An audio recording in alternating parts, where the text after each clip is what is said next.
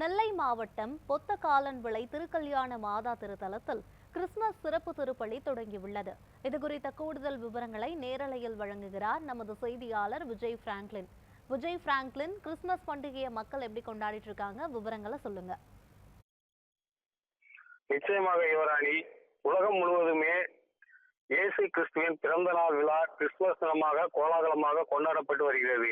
இதனை முன்னிட்டு இன்று டிசம்பர் 25ஆம் தேதி கிறிஸ்துமஸ் தின விழா சிறப்பாக கொண்டாடப்படுகிறது. நாடு முழுவதும் உள்ள கிறிஸ்தவ தேவாலயங்களில் நள்ளிரவு முதலே சிறப்பு பிரார்த்தனைகள் துவங்கி இன்று மிகவும் கோலாகலமாக கிறிஸ்துமஸ் பண்டிகை நடைபெற்று வருகிறது.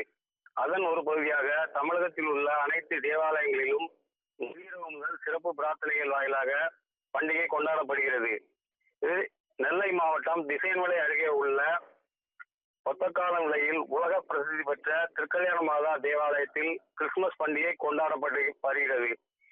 இன்று இரவு 11:45 மணிக்கு அருட்தந்தை ஜஸ்டின் தலைமையில் உலக மக்களின் அமைதிக்காக சிறப்பு திருப்பலி வழிபாடுகள் மேற்கொள்ளப்பட்டு வருகிறது.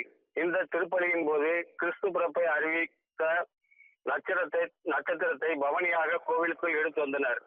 நிகழ்ச்சியில் சுற்றுவட்டார பகுதிகளைச் சேர்ந்த ஆயிரக்கணக்கான கிறிஸ்தவர்கள் கலந்து கொண்டு வழிபட்டனர்.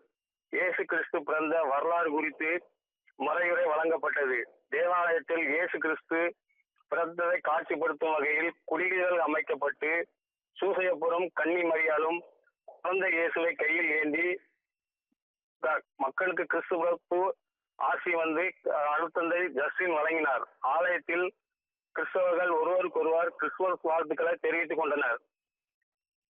மேலும் கிறிஸ்துமஸ் பண்டிகையொட்டி இப்பகுதி திருவிழா கோலாகலமாக நடைபெற்று வருகிறது.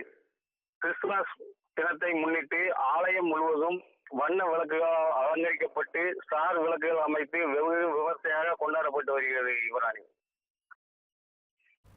விவரங்களுக்கு நன்றி விஜய் பிராங்க்லின்.